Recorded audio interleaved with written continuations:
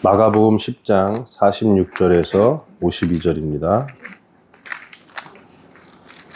마가복음 10장 46절에서 52절 말씀 함께 읽겠습니다.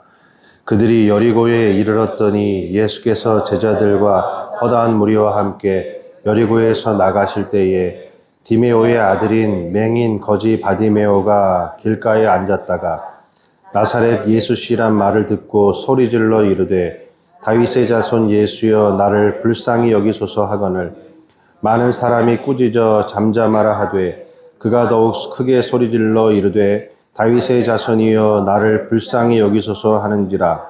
예수께서 머물러 서서 그를 부르라 하시니 그들이 그 맹인을 부르며 이르되 안심하고 일어나라 그가 너를 부르신다 하매 맹인이 겉옷을 내버리고 뛰어 일어나 예수께 나아오거늘 예수께서 말씀하여 이르시되 내게 무엇을 하여 주기를 원하느냐. 맹인이 이르되 선생님이여 보기를 원하나이다. 예수께서 이르시되 가라 내 믿음이 너를 구원하였느니라 하시니 그가 곧 보게 되어 예수를 길에서 따르니라. 아멘. 길가에 앉아 있는 성도들입니다. 길가에 앉아 있는 성도. 길가가 어딘가요? 길에서 벗어나 있는 곳. 길 안이 아니라 길 바깥. 그 바깥에 이 바디메오라는 사람이 앉아 있어요. 근데 이렇게 표현을 해요. 그들이 여리고에 이르렀더니, 예수님과 제자들과 무리들이 여리고에 이르렀더니, 그러면 뭔가 머물러야 되는데 이렇게 표현되죠. 예수께서 제자들과 허다한 무리와 함께 여리고에서 나가실 때, 나가실 때 이렇게 표현되죠. 그럼 뒷모습이 보이는 거죠. 상징적 폐허, 종말, 예수님의 끝자락, 사라져가는 예수님. 누가복음에서는 여리고에 가까이 오셨을 때 이렇게 표현해요. 가까이 오셨을 때 바디메오가 예수님을 만나는 이야기. 근데 마가는 더 극적인 걸 표현하는 거예요. 끝자락. 예수님이 나가실 때에, 떠나갈 때에. 굉장히 더 느낌이 다르죠? 근데 디메오의 아들인 맹인 거지 바디메오가 길가에 앉았다가, 여기 보면 거지라는 원래 단어는 없어요. 근데 구걸한다는 뜻이 있어요. 디메오의 아들인 맹인 바디메오가 길가에 앉아 구걸하고 있다가, 이렇게 돼 있어요. 구걸하고 있다. 뭐 돈 달라고 우리는 그걸 떠올리잖아요. 그런 게 아니라 여기서 디메오의 아들, 바디메오가 디메오의 아들이라는 뜻이에요. 근데 이 디메오는 원래 아람어에서 온 단어예요. 탐에. 잘 이해해야 돼요. 더럽혀진, 불명예스러워진, 이런 뜻이에요. 그러니까 바디메오라는 이름이 뭘 의미하고 있냐면 더럽혀지지 않고 원래는 순수했는데 더럽혀진 거예요. 명예가 있었는데 명예를 잃어버리고 불명예스러운 자가 된 그 아들. 이렇게 된 거예요. 그럼 여러분 이게 누구겠어요? 이게 누굴까요? 여리고 성을 점령하고 이스라엘이 가나안 땅에 들어갔을 때 그들은 순결하고 명예로운 하나님의 백성들이었어요. 그런데 그들이 그 가나안에 정착하고 이제 나라가 세워지고 율법과 성전을 중심으로 신앙생활을 하다가 뭐가 됐냐면 부정해진 자들이 된 거예요. 부정해진 자들. 진리를 보지 못하는 거. 진리를 깨닫지 못하는 맹인의 상태. 그러니까 어디에 있냐면 길가에 앉아 있잖아요. 길가. 길가가 뭐라 그랬습니까? 언약 바깥으로 떨어져 나가는 거예요. 하나님의 언약 안에 백성으로 명예스럽고 순수한 백성으로 세워져서 가나안 땅에 들어갔는데 거기에서 율법이라고 하는 성전 중심이라고 하는 겉옷, 그 겉옷을 깔고 앉아 있다 보니까 뭐가 됐냐면 불명예스러운 자가 된 거예요. 언약 바깥으로 떨어져 나간 자들. 그런데 이 사람은 조금 달라요. 뭐냐면 구걸한다 그랬잖아요. 구걸을 한다. 뭐냐면 여전히 자기가 떨어져 나갔는데도 불구하고 진리에 대한 목마름을 갖고 있는 거예요. 내게 진리를 먹여줄 자가 누구냐? 내가 지금 부정한 자가 되었고 보지 못하는 자가 되었는데 나에게 진리를 먹여줄 사람, 그거를 지금 뭐하고 있냐면 지속적으로 갈구했다. 지속적으로 구걸하고 있는 이 상태. 여러분, 이게 누굴까요? 저는 이거보다 더 잘 묘사하고 있는 지금 한국교회 상황이 있을까? 성도로, 거룩한 성도로 부름을 받았는데 길가에 앉아버린 거예요. 길가에 앉아버린 거. 말씀을 들어도 듣지 못하고 보지 못하고, 예? 그러니까 언약 안 해. 교회를 다니지만 찬송 부르고 교회 왔다 갔다 하지만은 성령의 감동과 예수의 생명이 느껴지지 않는 거죠. 그냥 왔다 가는 거잖아요. 오늘도 예배, 아이고, 아침 예배 하는구나. 끝나면 끝나는구나. 그런 상태. 그게 다 뭐냐면 길가에 앉아있는 성도들. 길 안에서 예수의 생명을 맛봐야 되는데 그 신비와 생명을 맛보지 못하고 길가에서 구경하고 있는 이 상태. 근데 이 사람은 달라요. 이스라엘의 영적 상태가 그랬는데 그들 중에는 이 사람처럼 남은 자, 영적 갈망을 포기하지 않고 남아있는 자. 딴 사람들은 예수님이 지나가는 걸 아무도 붙잡은 자가 없어요. 그런데 그는 진리에 대한 목마름이 있었죠. 그러니까 예수시란 말을 듣고 소리질러 이르되 다윗의 자손이여 나를 불쌍히 여기소서. 진리에 대한 목마름이 있으니까 지나가는 예수님을 알아보죠.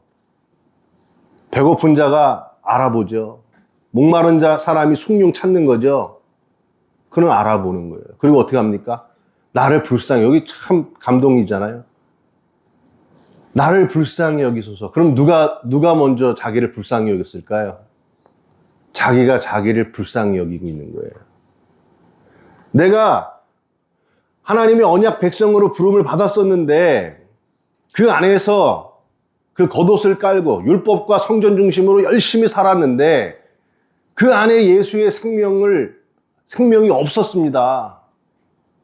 이 생명으로는, 이 복음으로는, 이 진리로는 내게 생명이 될 수 없습니다. 나는 진리를 보지 못합니다. 그러니까 그러고 있는 자기 자신을 지금 뭐 하고 있냐면 불쌍히 여기고 있는 거예요. 여러분, 우리는 뭘 불쌍히 여기는가요? 아, 나 좀 불쌍히 여겨줘. 그러면 내 마음을 몰라줘. 자기의 이기적인 것이 실현 안 된 거를 불쌍히 여기잖아요. 이 사람은요, 내가 진리에서 떨어져 나감. 진짜 생명을 맛보지 못하고 있는 자기 자신을 불쌍히 여기고 있는 거예요. 기가 막힌 거죠. 기가 막힌 거죠. 긍휼히 여기는 자는 복이 있나니 저희가 긍휼히 여김을 받을 것이다. 긍휼히 여김을 받을 것이다. 나를 긍휼히 여겨 주십시오. 당신의 진리를 내가 내 마음속에 품기를 원합니다. 그 생명을. 그러니까 그걸 가지지 못한 나를 불쌍히 여겨달라. 사람들이 막 꾸짖는데도 더 소리 지르죠. 여러분, 여리고성이 언제 무너졌습니까? 소리 지르니까 무너졌죠. 그 여리고성이 되어버린 율법과 성전 중심의 형식주의의 유대교가 뭘로 깨지냐 이거예요. 자기를 불쌍히 여기고 있는 이 바디메오의 그 깨어짐이, 외침이 또 한 번 여리고를 무너뜨리는 거예요. 여리고가 되어버린 유대교를 또 한 번 무너뜨리는 거예요. 그러니까 예수님이 그를 부르라 하니까 겉옷을 벗고 뛰어 일어나. 겉옷을 벗고. 그 겉옷이 뭡니까? 종교적인 외피, 말씀드린 율법, 성전 중심으로만 살면 나는 생명을 얻을 수 있어 라고 그거 붙잡고 지금 살았는데 사실은 생명도 못 얻었고 진리도 보지 못하는 상태. 그거를 과감하게 벗어버리고 예수님께 뛰어오니까 내가 무엇을 하여 주기를 원하냐? 그러니까 얘가 이렇게 얘기해요. 주여 보기를 원하나이다. 근데 이때는 본다라는 뜻이 아나블레포. 다시 보기를 원합니다. 예전에 봤던 방식 말고 진짜 다시 보기를 원합니다. 예전에 율법과 성전 중심, 형식주의, 종교적인 매너리즘, 우리가 그렇게 교회 다녔잖아요. 그걸로다가 진리를 봤는데 그거 말고 다시 보기를 원합니다. 다시 보게 해 주십시오. 그러니까 내 믿음이 너를 구원하였느니라 하니까 어떻게 된 거예요? 아나블레포, 다시 보게 되었대요. 그리고 그가 다시 보게 되어 그를 길 안에서 예수를 따르니라 이렇게 되어 있어요. 처음에는 46절에는 파라호도스, 길 바깥에 앉아 있다가 눈을 보게 되고 다시 보게 되고 엔호도스, 길 안에서. 이제는 뭐예요? 진리 안으로, 언약 안으로 들어와서 예수를 따르게 되었다. 이게 여러분, 이게 우리에게요. 이 바디메오보다 우린 못해요. 이 시대는. 바디메오는 자기의 보지 못함의 상태, 진리의 안으로 들어가서 그 생명을 맛보지 못하고 있는 상태를 자각을 하잖아요. 그러지 못하는 자기를 불쌍히 여기고 있잖아요. 근데 우리는 보지 못하고 듣지도 못하고 있는데 불쌍히 여기지도 않아, 자기를. 그들은 어떻게 되는 겁니까? 그들은 예수를 보지 못하는 거예요. 여러분, 여기서 그가 자기를 불쌍히 여기고 부르짖어 외치니까 어떻게 하면 예수님이 오라 하신잖아요. 그를 부르라. 그들이 부름을 받는 겁니다. 그들이 성도로 부름을 받는 거예요. 부름을 받는 자들. 저도 요즘에 보면은 그래. 여러분 구걸 하잖아요. 우리 다 구걸하러 교회 갈 때 뭐 구걸하는 거예요. 내게 진리 생명을 좀 먹여줘요. 구걸하러 지금 다니는 거예요. 그런 분들은 귀한 분들이에요.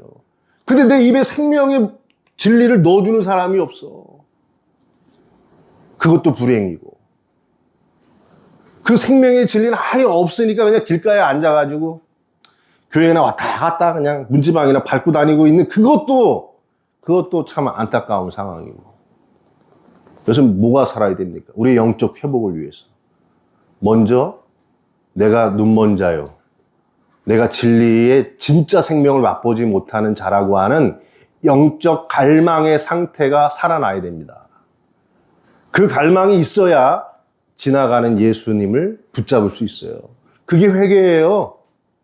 뭐 내 행동을 돌이키는 그 정도가 회개가 아니라 내 마음이 무너짐을 알고 예수께로 내 마음의 갈망을 갖는 거, 내 마음의 방향을 예수께로 돌이키는 거, 그게 회개라니까요.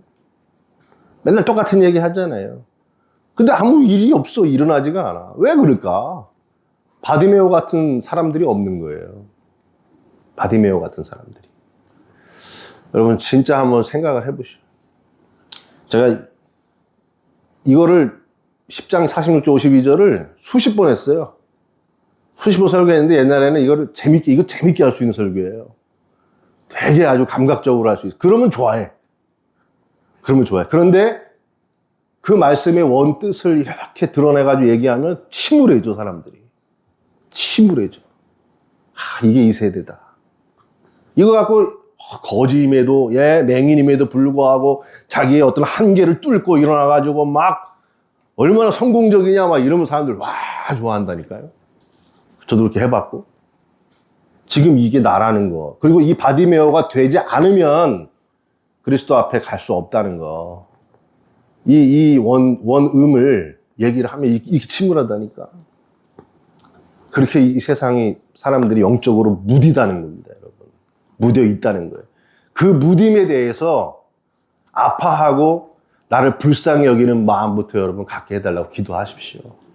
그러면 그 불쌍함을 여기고 그리스도의 이름을 부르면 그 사람은 반드시 그리스도 앞에 부름을 받는 은혜를 반드시 체험하게 된다는 약속이 이 말씀에 담겨져 있는 겁니다. 기도하겠습니다. 하나님, 내가 소경인데, 내가 지금 길 바깥으로 떨어져 나가 버렸는데, 그것도 인지하지 못하고 있는 이 영적인 누지, 영적인 무감각들, 그리고 교회를 다니고, 그러고 헌신을 한다고, 그러나 생명을 맛보지 못하고 있는 이 영적 누지의 상태, 우리를 불쌍히 여겨 주옵소서. 내가 나를 불쌍히 여길 수 있는 영적인 민감함을 회복하게 하시고, 그리스도의 진리의 영적인 목마름으로 다가가는 우리가 되게 하여 주옵소서. 예수님의 이름으로 기도했습니다. 아멘.